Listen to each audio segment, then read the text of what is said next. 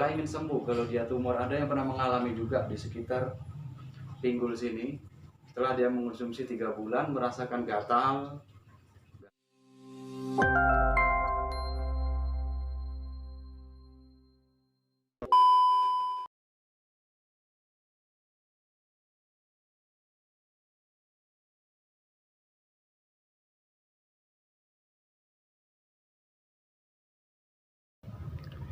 Assalamualaikum warahmatullahi wabarakatuh.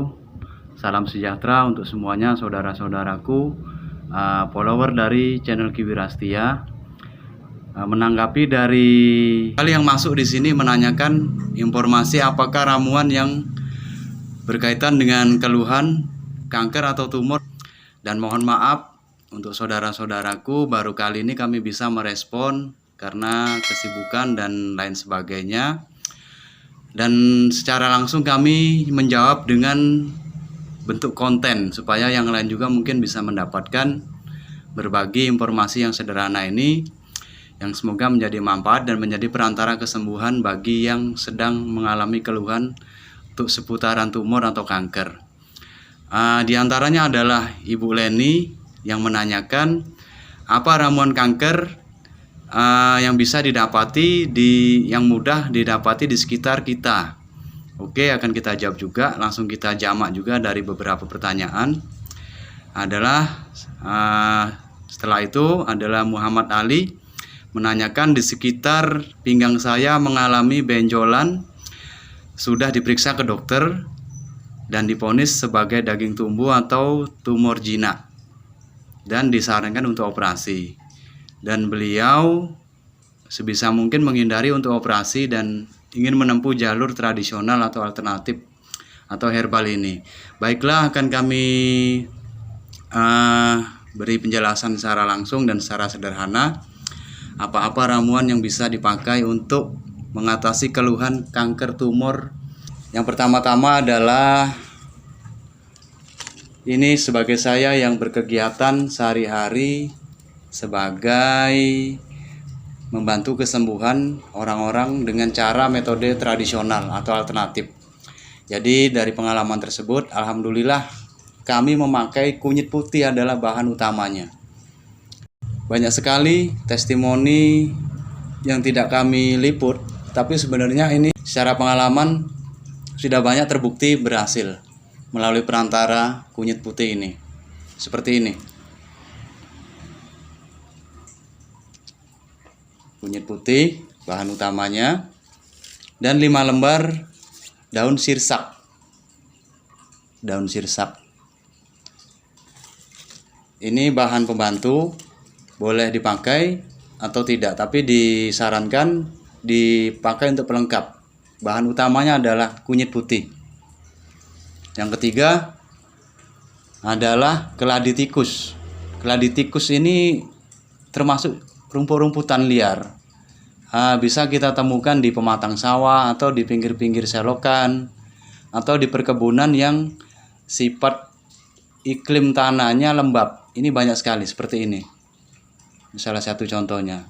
Ini kalau dia besarannya seperti ini, daunnya cukup 1 lembar aja, dan kunyit putihnya sekitar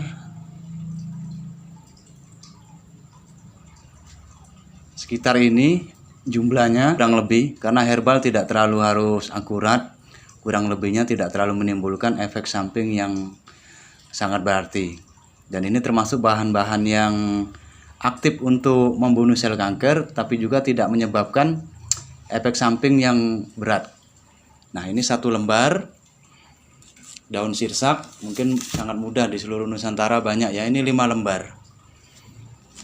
Dan dari beberapa bahan ini, 3 bahan ini, sirsak, daun keladi tikus, dan kunyit putih dijadikan satu, dicuci bersih, dan diiris-iris tipis. Setelah itu direbus menggunakan air 1,5 gelas, dan alat perebusnya menggunakan dari stainless, jangan menggunakan dari aluminium ya saudara-saudaraku, gunakan dari stainless atau tanah liat. Dan pakailah api yang paling terkecil. Jadi walaupun lama, perlahan, itu khasiatnya tidak merusak zat aktif yang dikandung dari beberapa tanaman ini. Karena zat aktif di sini yang sangat dominan adalah flavonoid, antioksidan. Antioksidan ini sangat efektif untuk membunuh radikal bebas, yaitu sel kanker atau tumor, bahaya ataupun tidak bahaya. Dan saran saya setelah itu minum ramuan ini pagi dibikin. Terus kalau sudah stadiumnya berat, ya bikinlah dosis sehari 3 kali. Jadi pagi, siang, sore dengan bahan yang baru-baru terus. Atau bahan yang lama tidak dibuang, pagi, siangnya ditambah dengan bahan baru, yang lama tetap di dalam wadah masak itu tersebut. Terus sore tambah lagi dengan bahan yang baru. Setelah sore dibuang, diganti dengan bahan baru lagi dengan dosis takaran yang seperti saya jelaskan tadi. Dan dari pengalaman saya, alhamdulillah setelah saya menjumpai pasien saya yang menerapkan atau mengkonsumsi ramuan tersebut, sekitar 3 bulan dia langsung cek ke dokter dan apa yang dikeluhkannya sudah berkurang, saudara-saudaraku. Berkurang, bahkan dilanjutkannya lagi sekitar 2 bulan, keluhannya benar-benar menghilang. Dan dicek ke dokter, sel kanker atau tumornya benar-benar hilang. Itu ditandai sembuh itu rasa di akhirnya disertai dengan rasa gatal dan kayak hangus ya. Nah ternyata itu adalah gejala ingin sembuh. Kalau dia tumor, ada yang pernah mengalami juga di sekitar pinggul sini, setelah dia mengonsumsi 3 bulan merasakan gatal dan kayak kering gitu ya, ngelupas, ternyata itu gejala mau sembuh. Setelah itu berganti kulit dan mengempis, berganti dengan kulit yang baru, sel kulit yang baru, yang hangus-hangus tadi mengelupas dengan sendirinya. Ternyata itu bukan yang memperburuk, tapi tanda-tanda kesembuhan. Nah, jadi perlu saya jelaskan nanti setelah mengonsumsi ini apa yang muncul dan berapa lama. Ini tidak bisa hanya sekedar waktu yang pendek.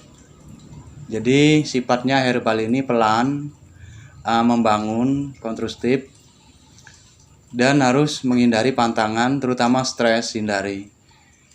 Untuk memanage atau mengontrol stres kita, kembali lagi adalah ajaran agama kita jalani, zikir segala macam. Kalau non muslim ya ikuti arah-arahan akidah agama sesuai dengan keyakinan masing-masing, karena itulah pelepas stres yang paling mustajab insya Allah.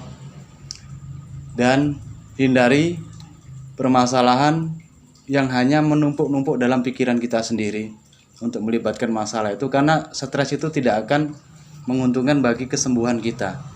Percuma ditunjang dengan ramu-ramuan, tapi jiwa kita yang di dalam belum mengalami kesembuhan. Jadi oleh karena itu, selain kita menjalankan ramuan herbal, sembuhkan dulu jiwa kita, kelola pikiran kita, stres kita dengan baik. Insya Allah dengan kita berwasilah atau berperantara melalui ramuan ini, kesembuhan akan diberikan oleh Tuhan yang Maha Pengasih atau Gusti Allah Subhanahu wa Ta'ala. Dan juga hindari makanan yang sifatnya instan atau sintetik, seperti mie atau minuman pengawet atau segala macam. Dan perbanyak air putih. Olahraga sesuai dengan kondisi badan. Kalau usia kita sudah tidak memungkinkan untuk olahraga yang terlalu stretching, lakukan olahraga ringan dalam sehari. Dan mengenai cahaya matahari pagi di bawah jam 9. Karena pola hidup sehat juga itu sangat menentukan kesembuhan dari terapi kita ini. Setelah terapi ini dijalani, pola hidup sehat digunakan, sayur-sayuran, buahan, menghindari makanan sintetik, es, hindari, dan ketekunan. Dan selain itu, pasrahkan semuanya kepada Gusti Allah Subhanahu wa Ta'ala. Ya, semoga konten ini memberikan manfaat. Bila mana ada manfaat, sebesar-besarnya hanyalah datang dari Gusti Allah Subhanahu wa Ta'ala. Bila mana ada kekurangan, itu adalah datangnya dari diri saya. Kepada Allah saya mohon ampun. Kepada saudara-saudara saya mohon maaf yang sebesar-besarnya. Wassalamualaikum warahmatullahi wabarakatuh. Salam Rahayu.